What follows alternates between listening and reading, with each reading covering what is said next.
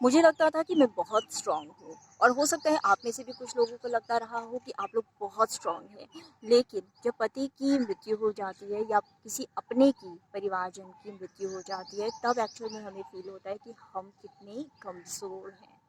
और अगर हमने उस सिचुएशन से, उस दुःख की घड़ी के आने से पहले अपने मन पर, तन पर, शरीर पर, आत्मा पर काम नहीं किया और ऑफ़ कोर्स धन पर भी, अगर काम नहीं किया, तो वाक़ई में जब वो दुःख आता है, जब वो परेशानी आती है, तो हम ऐसे टूटते हैं कि खड़े होने की हिम्मत नहीं बचती।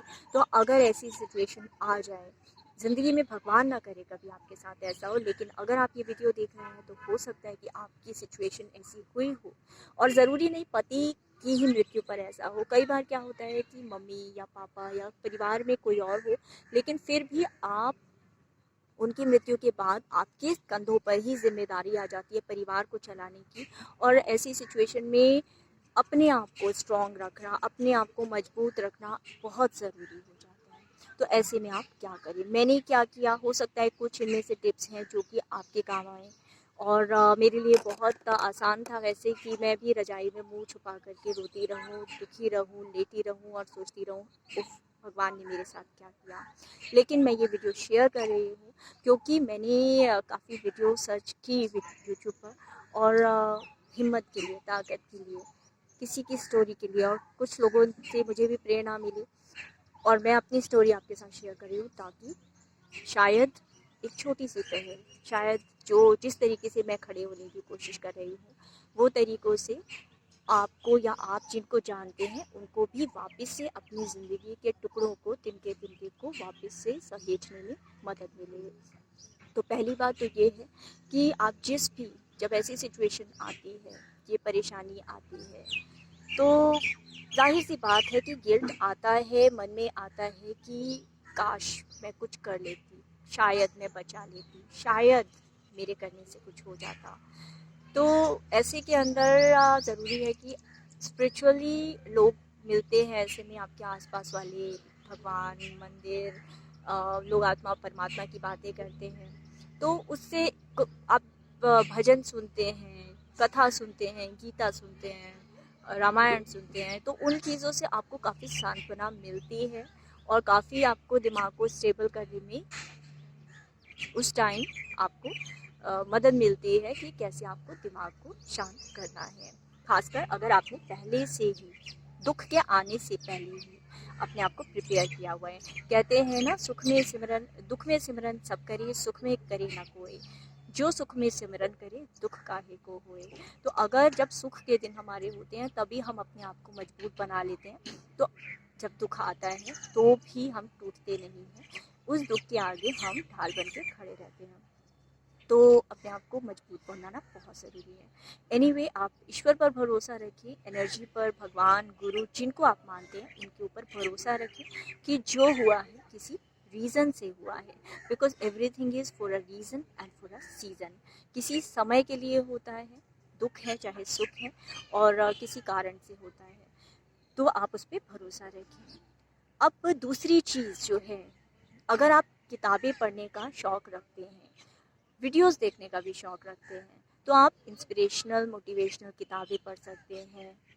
और आप ऐसे ग्रुप जॉइन कर सकते हैं। आप जैसे किताबें या फिर ऑडियो, पॉडकास्ट, वीडियो इस तरीके की देख सकते हैं जिनसे आपको संबल मिले, जिससे आपको ढांढस मिले, सांत्वना मिले और आगे बढ़ने की प्रेरणा मिले। क्योंकि अब बहुत ज़रूरी है कि वाई के अंदर अटके नहीं रहें और आप हाउ कैसे अपनी ज़िंदगी को आगे बढ़ा सकें। और इसके बाद जो तीसरा पॉइंट आता है, जो तीसरा पॉइंट मैंने किया कि चीज़ों को एक-एक करके लेते जाएँ, कि लाइफ के अंदर सिर्फ़ ये नहीं कि इतने सारे काम हैं, अब क्या करूँगी? क्योंकि नीचे कमेंट में लिखिएगा अगर आप मेरी जर्नी जानना चाहते हैं, क्योंकि मेरे पास भी बहुत सारे काम आ गए थे। और जब किसी की ऐसे डेथ हो जाती है, ख़ासकर पति की, या जो ब्रेड विनर होता है आपके परिवार का, तो आपके ऊपर ज़िम्मेदारी हो जाती है पेपर वर्क, फाइनेंसेस, क्योंकि कुछ भी हो जाए, इवन दाह संस्कार भी बिना पैसे के नहीं होता। उसके बाद भी बहुत सारे रिचुअल्स होते हैं जो कि पैसा जिसके लिए ज़रूरी होता है। तो ऐसे में ज़रूरी है कि पैसा या डॉक्यूमेंटेशन आपका जो है उसको कैसे मैनेज किया जाए, वो आपको जानना बहुत ज़रूरी है। और फिर बात आती है कि इन सब से कई बार ये भी हो सकता है कि इन सब ये जो तरीके बता रही हूँ उनसे आप उन सबको करने के लिए तैयार ही ना हो पा रहे हो। तो ये जो तरीका बता रही हूँ पिछले वीडियो में मैंने शेयर किया था, लेकिन बीच में शायद वीडियो कट गया था, तो फिर मैं दोबारा शेयर कर रही हूँ कि पार्क में जाएं।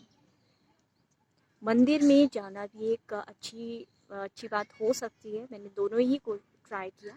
लेकिन पार्क में जो जाना होता है ना, जो ये हवा है, धूप है, पृथ्वी है, आकाश है, पक्षी हैं, पौधे हैं, ये सारे जो आपके जीवन के अंदर जो एनर्जी लाते हैं, टॉक्सिसिटी को निकालते हैं, ये बहुत ज़रूरी है। इसलिए पार्क में जाएं, खुली हवा में जाएं, नेचर के साथ जुड़ें, नेचर में जाएं। आप गुरुद्वारे, मंदिर, मस्जिद जहाँ मानते हैं आप वहाँ भी जा सकते हैं, लेकिन पार्क में जाना बहुत ज़रूरी है, नेचर के साथ जुड़ना बहुत ज़रूरी है, क्योंकि अल्टीमेटली हम नेचर का ही पार्ट हैं और नेचर का ही पार्ट होने की वजह से हम बहुत जल्दी हील करते हैं जब हम नेचर के साथ वापस जुड़ते हैं। अगर आप योगा या प्राणायाम या एक्सरसाइज इन सब का करते रहे हैं तो वापस उन्हें शुरू कीजिए। मैं बचपन से करती रही हूँ, योगा टीचर भी हूँ, लेकिन फिर भी मैंने उस दौरान 1.5 महीने तक कुछ योगा वगैरह नहीं किया था। लेकिन जब मैंने फिर से पार्क में जाना शुरू किया, फिर से मैंने योगा शुरू किया, मैंने देखा बहुत थोड़ा-थोड़ा मतलब भूख मर जाती है, नींद खराब हो जाती है, ऐसे बहुत सारे सिम्पटम्स आते हैं जब अपने के किसी की मृत्यु हो जाती है। लेकिन जब आप पार्क में जाते हैं तो काफ़ी हद तक मदद मिलती है अपने आप को वापस रिकलेक्ट करने में। फिर भी ऐसा है कि कभी कभी आउटबर्स्ट होता है कि कभी कभी आप इनकंसोलेबल हो जाते हो, कई बार आपके आंसू रुकते ही नहीं हैं, आपका दिल ऐसे लगता है जैसे फट ही जाएगा दुख की वजह से। तो अब क्या करें?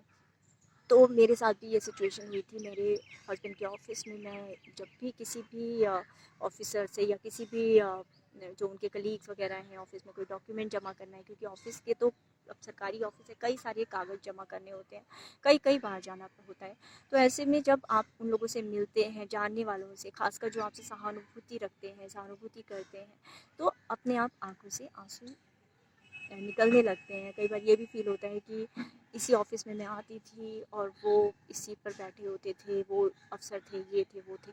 मतलब कई चीज़ें दिमाग में घूमती रहती है। लेकिन अ, उस दौरान मैंने क्या किया कि मैंने उसी दिन सुबह-सुबह मेरी बेटी ने मुझे बोला था कि आपको थेरेपी की ज़रूरत है। तो मुझे लगा कि एलोपैथी थेरेपी तो नहीं, क्योंकि साइकियाट्रिस्ट की जो मेडिसिन्स होती हैं उनके काफ़ी साइड इफ़ेक्ट्स भी मैं देख चुकी थी। मैं ये नहीं कहती कि साइकियाट्रिस्ट या साइकोलॉजिस्ट के पास नहीं जाना चाहिए, जाना चाहिए अगर आपकी प्रॉब्लम ऐसी है कि आपको जाने की ज़रूरत है। लेकिन शायद मैं उसके लिए प्रिपेयर नहीं थी और थोड़ी स्केयर्ड भी थी। तो मैंने सोचा कि क्यों ना एक होम्योपैथिक डॉक्टर के पास जाया जाए। तो उस होम्योपैथिक डॉक्टर को मैं जानती हूँ लाइक 20-25 साल से, लाइक इतना हो गया, 20 साल तो हो ही गए, कम से कम 15-20 साल। तो वो उन्हीं के पास मैं गई। वो डॉक्टर थी नहीं तो उनकी जगह कोई और डॉक्टर थी, लेकिन होम्योपैथी की उन्होंने मुझे छोटी-छोटी गोलियाँ दी। इनफैक्ट मैं उन डॉक्टर को बता भी नहीं पा रही थी अपनी प्रॉब्लम। लेकिन जो उन्होंने दवाइयाँ दी उससे उन्होंने एक ही डोज़ उस वक़्त मुझे खाने को दिया और मेरा रोना तकरीबन 10 मिनट बाद काफ़ी हद तक कंट्रोल हो गया। और उसके बाद मैंने उन्हें कहा कि मुझे भूख नहीं लग रही और जीवन का पर्पस ख़त्म हो गया, जीवन में कुछ करने को नहीं बचा। तो वो भी एक चीज़ थी जो उन्होंने 4 गोलियाँ सुबह-शाम की दी, छोटी-छोटी, मीठी-मीठी जो होम्योपैथी की सफ़ेद गोलियाँ होती हैं, और उन गोलियों को खा कर के भी मैंने देखा मैं काफ़ी हद तक अपने आप को सँभाल पा रही हूँ। ज़िंदगी में वापस से एक पर्पस लेकर के आ पा रही हूँ और आप लोगों के साथ ये वीडियो शेयर करने का, अपनी थॉट्स शेयर करने की हिम्मत जुटा पा रही हूँ। तो अगर आप भी आपके साथ भी खुदा ना खास्ता ऐसा हो गया है कि आपके पति नहीं रहे या फिर आपके परिवार में कोई नहीं रहा और आप टूटा हुआ फील कर रहे हो, बेशक कितना भी टाइम हो गया हो, वो जो दुख है, वो जो मेमोरीज़ है, वो जो एक एम्प्टीनेस है, वो आपके अंदर घर कर रही है अगर, तो नीचे कमेंट में शेयर ज़रूर कीजिएगा, क्योंकि आपसी जो हमारी जो थॉट प्रोसेस है, कुछ भी है, शेयर करने से कई बार कम होता है दुःख। और शायद मेरी जो एक्सपीरियंसेस हैं, मेरी जो इनसाइट्स हैं, मेरी जो जर्नी है, शायद मैं आपके साथ शेयर करूँ, आप मेरे साथ शेयर करें और मिलजुल कर हम आगे बढ़ें। Take care, I wish you a good health and a happy life. Bye bye.